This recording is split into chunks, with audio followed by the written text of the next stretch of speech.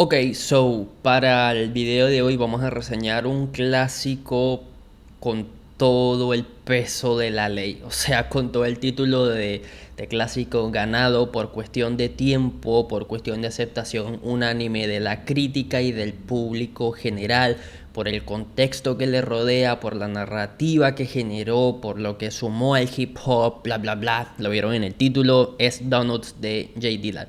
Disco que al no haber reseñado me restaba legitimidad como crítico, porque es uno de esos discos que hay que discutir sí o sí, que están en el programa del 101 melómano, ¿no? Al igual que The Dark Side of the Moon, que To Pimp a Butterfly, que OK Computer, The Radiohead, son como esos discos base para arrancar el camino en la música, ¿no? Para estudiar la vaina en serio, ¿no? Y gracias a Dios que me tardé, porque en este intervalo leí la biografía que se publicó de Dilla titulada Dilla Time, escrita por Dan Charnas, y va a servir de sustento para gran parte de las cosas que vamos a decir acá. Entre ellas vamos a desmitificar el mito que se ha creado alrededor de este disco, y de base les recomiendo encarecidamente que si les interesa o Jay Dilla o el hip hop o la música en general, lean esa biografía porque está escrita desde un punto de vista muy didáctico.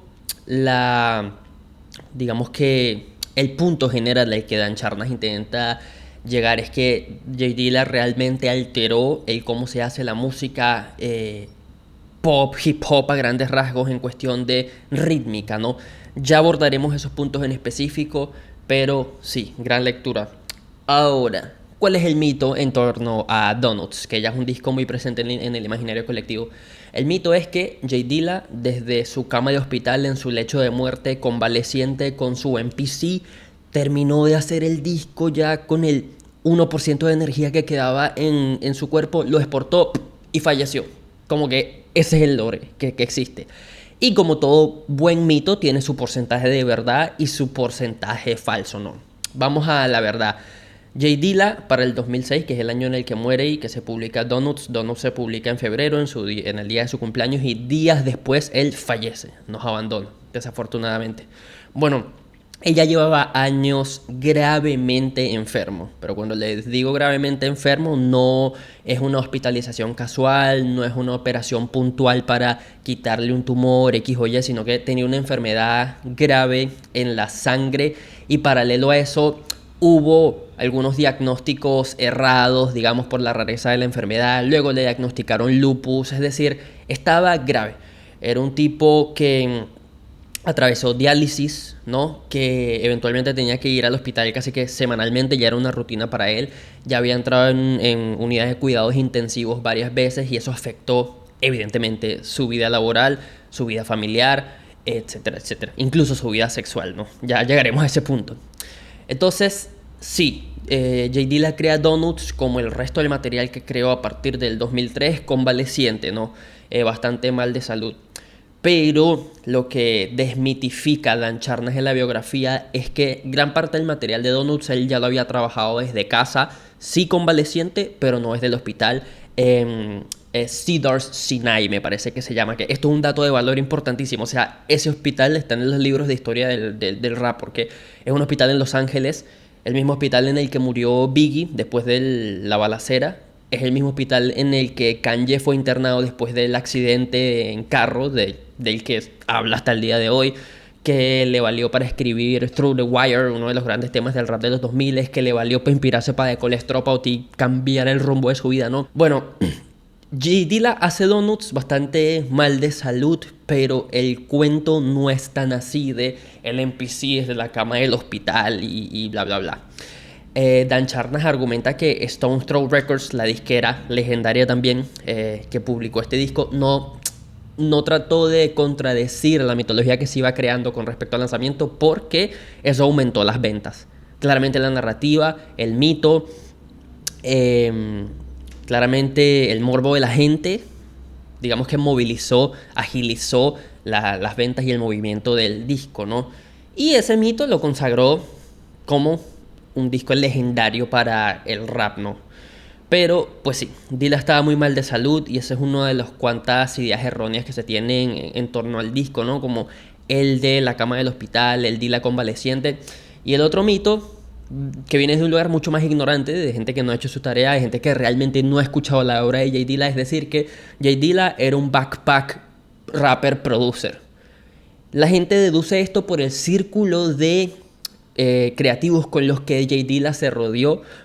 Deducen esto por la gente con la que produjo, pero si ustedes escuchan los raps de Jay Dilla y ven alguna que otra entrevista, van a darse cuenta de que el tipo estaba mucho más interesado efectivamente en el bling blineo, en el lujo, en los carros, en las cadenas, que en el backpack y los libros y la conciencia. Pues claro, le produjo a Common, Like Water for Chocolate, tenía una gran relación creativa con Common, como con toda la gente de los Soulquarians. Acá quiero abrir un paréntesis, sé que todavía no hemos hablado a profundidad de Donuts, pero el contexto importa y mucho.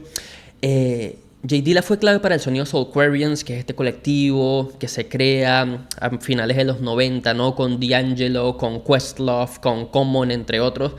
Y si bien todos eran músicos, D'Angelo era un gran músico, Questlove era un gran baterista, Jay Dilla fue clave para alterar las nociones rítmicas de los Soulquarians. Es decir, para alterar el sonido del Neo Soul en discos de Erykah Badu, en discos de D'Angelo, bla, bla, bla, por esto del microrritmo que en síntesis la gente lo ha explicado bastante mal, ¿no? Como que en la cultura general se dice que el aporte que Jay Dilla hizo al rap es que él apagó el botón de la cuantización en el MPC y que ponía los patrones de batería a dedo manualmente y que por eso tenía un feeling más natural. Esto solo explica una porción de toda la verdad. Nuevamente en Dilla Time, Dan Charnas lo explica muy bien, muy didácticamente, y habla de cómo él creó una tercera vertiente de cómo entender el ritmo, ¿no? E incorporó ideas de la síncopa, incorporó ideas del polirritmo, y con el swing que su percusión tuvo, digamos, alteró la cultura gringa y global musical a grandes rasgos, ¿no? Esa es la tesis de Dan Charnas, ¿no? Pero habla de todo esto, de los Soulquarians. También él produjo para Tribe Called Quest en Beats, Rhymesong, en Live. Produjo en The Love Movement, es decir, los últimos proyectos de A Tribe. Fue muy amigo de Q-Tip, pero ellos tuvieron sus inconvenientes, ¿no? El inconveniente de Q-Tip y Jay Dilla nace por temas de créditos en la producción, no del todo por temas de dinero, ¿no? Porque llega un punto a finales de los 90 en el que Q-Tip crea un colectivo de producción llamado The UMA, ¿no? Donde estaba Jay Dilla, y sucede que Q-Tip creía en la agrupación, creía en esta mentalidad gregaria de que todos aportamos la misma cuota creativamente, que eso no siempre es así, pero bueno, esa era la mentalidad de Q-Tip. Así que todo lo que publiquemos va a estar acreditado por esta entidad grupal llamada The UMA.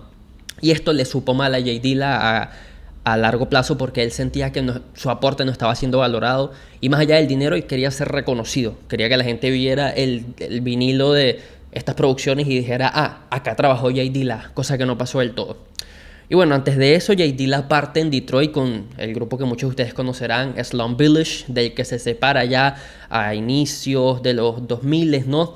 Pero ustedes pueden darse una idea del sonido Jay Dilla originario de La Mata en discos como el Fantastic, o por supuesto el Fantastic Volumen 2, que trascendió por temas como Fall in Love, bla, bla, bla. Esa es toda la fotografía. Hablo tan extendidamente de todo esto porque Jay Dilla no quería ser ni tenía la mentalidad del backpack. Jay Dilla estaba más cerca de un gangsta rapper que de un Common o de un Kanye West de Colestropa. ¿Sí entienden lo que les estoy diciendo? En la biografía de él son frecuentes las historias de cómo el tipo amaba ir al strip club, cómo se la pasaba con tigres, con joseadores en Detroit, y era un tipo muy Detroit en esa mentalidad, ¿no? De hecho, hay una anécdota buenísima que él ya en los 2000, cuando estaba convaleciente muy mal de la enfermedad, fue un viaje a Brasil, un toque con Madlib, con Peanut Butter Wolf, con la gente de Stones Throw Records, y él estaba emprendado, tenía una guaya, tenía una cadena costosa, y él iba a ir a un sitio peligroso según ellos en Sao Paulo, y los de Stone Throw le dijeron, Jay Dilla, estás mal de salud, no puedes defenderte, no salgas con la guaya, y él les dijo, mano, yo soy Detroit, nadie me va a tocar, yo soy Detroit, ¿no? Esa era como la mentalidad del tipo, ¿no? Bueno, hablo de todo esto. La última aclaratoria que voy a hacer es la de Stone Throw, que los que sepan, aunque sea un pequeño porcentaje de rap, entenderán el prestigio de la disquera. Para mí la disquera independiente por default del hip hop de la costa oeste de los 2000, ¿no? Estamos hablando de la disquera en la que se publicó Madvillainy, la disquera que le dio oxígeno a Madlib, donde se publicó The Unseen de Quasimoto, o sea, disquera de peso, cosa seria. Que uno, desde la distancia geográfica y en tiempo, claramente pensará en Stone Throw y uno pensará en una disquera de gran éxito, de gran alcance, pero realmente ellos no estaban sobrados económicamente en ese momento. Y acá es clave entender el tiempo que parió a Donuts, ¿no? Porque Donuts, Jay Dilla se lo presenta a la gente de Stone Throw Records como una serie de instrumentales que él tenía sin gran pretensión para ver qué hacían con eso. Cuando la gente de Stone Throw Records escucha a Donuts en primera instancia, primero se quejan de que era muy corto y el disco fue extendido después, ya explicaremos cómo.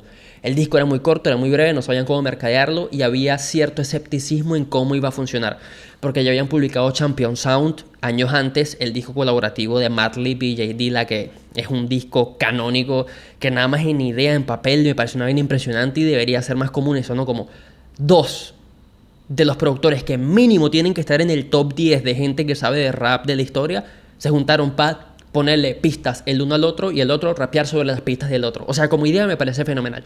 Ahora, no tuvo gran trascendencia, tiempos de la cultura, no es un mal disco, no es el mejor de Madlib ni de Dilla, pero bueno, quedó un poco en el olvido, digamos, Champion Sound. Entonces en Stone Throw Records había cierto escepticismo de es un beat tape y Jay Dilla es un rapero productor, no sabemos cómo va a funcionar, está bueno pero está corto, ¿qué hacemos con esto? Y había temor porque Jay Dilla no era un tipo fácil de tratar, era un tipo con formas muy rudas, bueno, era bastante misógino. Hay anécdotas en la biografía de que hizo abortar alrededor de 5 mujeres con las que salía. Bueno, una de las mamás de uno de sus crías era una tipa que conoció en el strip club, etcétera, etcétera, pero había temor de, ok, Jay Dilla está mal de salud, de verdad vamos a acercarnos para que arregle esto, nos ofrezca más y no sabemos cómo va a funcionar. Y lo que sucedió, esta es la historia que se cuenta y la más verosímil, la más creíble, es que Jeff Jank, director artístico creativo de Stone Throw Records, el mismo tipo que diseñó la portada de Madvillainy, de MF Doom y Madlib, editó este disco, extendió varios temas para que cumpliera con la duración que la disquera deseaba y se lo presentó a Jay Dilla. Y básicamente la historia que se cuenta es que Jay Dilla lo escuchó y dijo, cool, suena bien, ok. Y se dice que Jeff Jank también tituló todos los temas de Donuts y hasta entiendo que le dio el nombre del álbum. O sea, Jay Dilla sí, hizo la música, pero para mí, para que este disco se entienda mejor, ¿no? Debería de mercadearse como un disco de Jay Dilla con Jeff Jank o editado por Jeff Jank, ¿no? Porque todo el trabajo de inicio a fin que ustedes escuchan, que trascendió, que se publicó, no es lo que Jay Dilla hizo de base, ¿no? Ok, entendiendo todo eso, vamos a la música y por qué es tan importante. Este disco marca otro periodo de la carrera de Jay Dilla, ya que es instrumental, ¿no? El álbum debut de él, fuera de lo que había trabajado con Slum Village, había sido Welcome to Detroit, que les voy a poner la portada aquí en pantalla porque me parece una de las portadas más geniales de la historia del rap y da a entender lo que le interesaba a Jay Dilla a fin de cuentas, ¿no? O sea, sale con una guaya, con un stripper atrás, o sea, muy Jay Dilla, la portada más Jay Dilla de la obra de Jay Dilla. Bueno, él publicó ese disco en el 2001, un disco que en retrospectiva claramente no tuvo ni la mitad de la relevancia que Donuts, pero que tiene ideas muy interesantes en producción y que vale la pena visitar. Ahora, Donuts viene siendo como un intervalo entre Welcome to Detroit y The Shining, que The Shining era otro disco que Jay Dilla estaba trabajando, al que sí digamos que le estaba poniendo más esmero y atención que a Donuts. No quiero que se entienda desde lo creativo y desde la producción porque las ideas hablan por sí mismas y carajo, Donuts trascendió mucho más de Shining, pero digamos que The Shining era el lanzamiento como con la disquera grande que quería empujarlo con grandes feats, es decir, en The Shining nos encontramos con Busta Rhymes, con unos rapeos de Madlib, con D'Angelo, con Common, está mucho más cargado desde el punto de vista de industria, mercado técnicamente como para que funcione. Y las ironías de la vida, el disco sin raps, sin feats, terminó siendo el más inmortal de su obra, ¿no? Ahora que abrí este paréntesis, otro paréntesis, les recomiendo visitar The Shining porque también tiene ideas brutales como ese intro súper experimental y loquísimo Geek Down que suena a ruido, suena como una bombona de gas a punto de explotar, es bastante claustrofóbico, hay ideas bastante interesantes, ¿no? Y lo curioso es que para lo corto que fue el output creativo de Jay Dilla, digamos que arranca eso de mediados de los 90, muere en el 2006, él atravesó varias eras como productor, ¿no? También se le adjudica relevancia, influencia, se le tilda de pionero en esto que se llama lo-fi hip hop, que, bueno, esa ya es conversación para otro día, ¿no? No sabría decir si es un movimiento válido con todas las de la ley. Yo situaría, al igual que Dan Charnas, la gran influencia de Dylan en cuanto a cómo aborda el ritmo y al swing que le daba a las instrumentales y a la complejidad que llevaban consigo sus instrumentales, para no enredarme. Pero bueno, volviendo a Donuts, que si no nos perdemos. Déjame tomar un poquito de agua. El disco trascendió muchísimo por esto mismo de que sale paralelo prácticamente que el día de la muerte de Jay Dilla, muy muy cerca de su muerte, y es un disco emocionalmente devastador, es un disco bastante conmovedor. Digamos que los pilares que él utiliza de sampleo fueron el soul, el jazz, la música negra. Él tuvo una formación musical bastante jugosa desde pequeño, desde que estaba gateando prácticamente, porque tanto su madre como su padre eran músicos, ¿no? El papá de Jay Dilla era bastante jazzero y desde pequeño él tuvo la típica crianza canónica afroamericana, ¿no? Como que iba a la iglesia y formaba parte de la agrupación de esta iglesia, bla, bla, bla. Y claramente esto formó su paladar y en Donuts te encuentras con eso, ¿no? Mucho sampleo de esa música negra de esa época, 70, 80, bla, bla, bla. Y si bien el disco no tiene raps, tiene sampleos de vocales. Y son sampleos de vocales bastante relevantes para el punto en el que él se encontraba en su vida, ¿no? Para el Dilla convaleciente, porque de cierta forma este disco se interpreta como una carta de despedida, pero también como un diálogo post-mortem. Hay temas que se sienten como un paño de agua tibia para las heridas de sus familiares, como un adiós, ¿no? Porque para mí el tema que mejor ejemplifica esto, que de hecho me parece que es el más exitoso del disco por obvias razones en cuestión de números, es Don't Cry, que es mi favorito. A mí no me da miedo decir cuando una vaina está pegada y es buena, no, no, no. O sea, es el más escuchado y para mí es el más cool. Bueno, ¿qué dice Don't Cry? Don't Cry samplea unas vocales bien souleras que dicen I can't stand to see you cry. Y el lore que hay alrededor del tema, lo que se dice, lo que se especula, es que Jay Dilla lo hizo pensando en su madre, ¿no? Que fue quien más lo acompañó, que sirvió como enfermera, que sirvió como apoyo durante todo su proceso terrible. Un proceso muy traumático.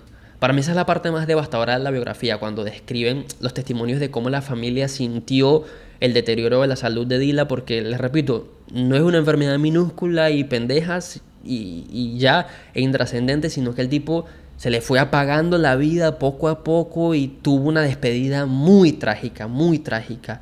Se me erizan los pelos nada más de pensar en las historias que se cuentan ahí en la biografía. Pero eso, Don't Cry se interpreta como eso, como un abrazo a su madre, gracias por todo. Claramente Dylan no era un tipo muy vocal, era un tipo con claramente posturas machistas, por lo que uno deduce de la biografía. No era un mal tipo, pero bueno, era producto de su entorno, de su ecosistema, ¿no? Era un tipo muy machista y con una fachada muy dura, casi que imposible de penetrar, ¿no? Sí estaba pendiente de su entorno, sí los ayudaba, pero no era el tipo más comunicativo en cuanto a lo emocional, ¿no?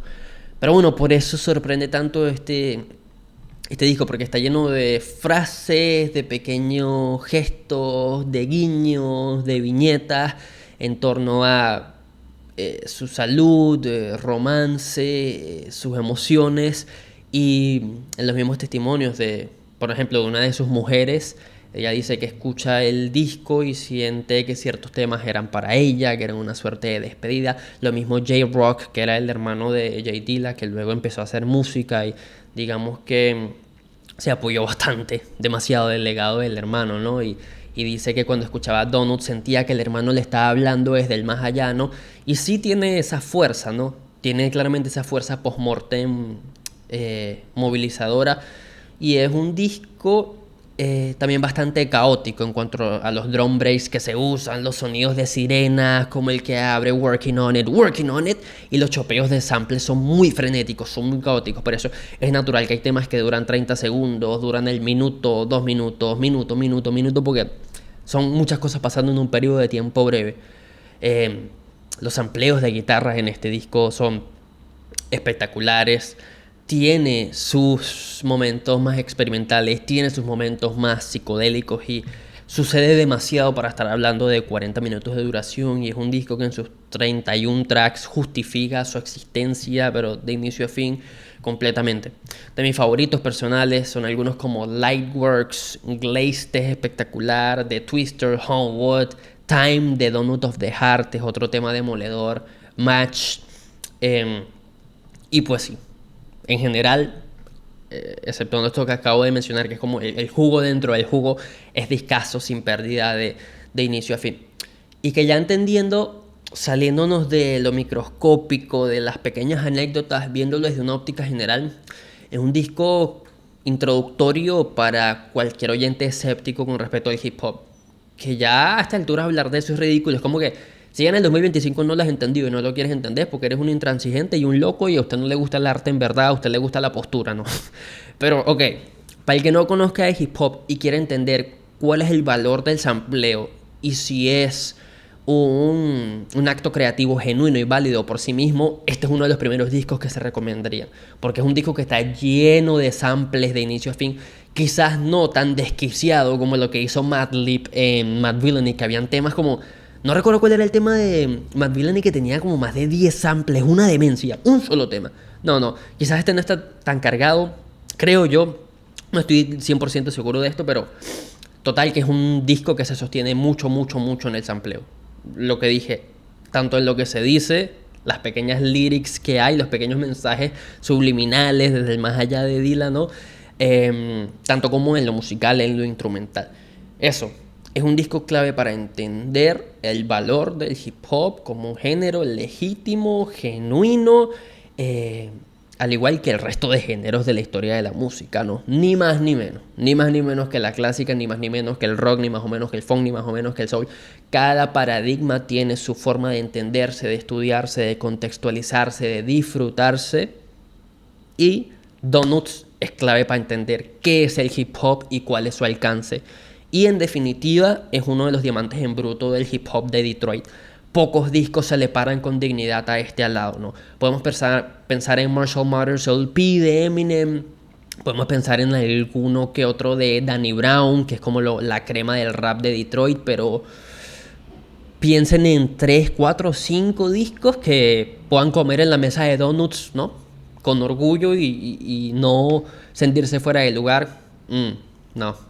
Por eso, esto es un clásico definitivo del hip hop. Espero que se haya entendido su valor, su prestigio.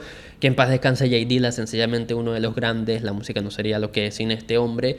Y eso, lean Dilla Time, escuchen Donuts. Si les gustó este contenido, suscríbanse, comenten, activen la campanita, denle me gusta, toda esa vuelta. En la descripción están los links a mis redes: Instagram, Twitter, TikTok, servidor de Discord, comunidad de Patreon, Twitch, playlist de Spotify, todo eso. Los quiero. Qué pena que no tengo la gorra de Detroit, porque para hablar de J Dilla esto es como muy fuera de lugar. Tenía que hablar con la gorra de los Detroit Tigers, preferiblemente con la jersey de Miguel Cabrera, ¿no? Pasé el crossover como corresponde, pero bueno. Arriba los Tigers, que padezcan Dilla, cuídense y chao.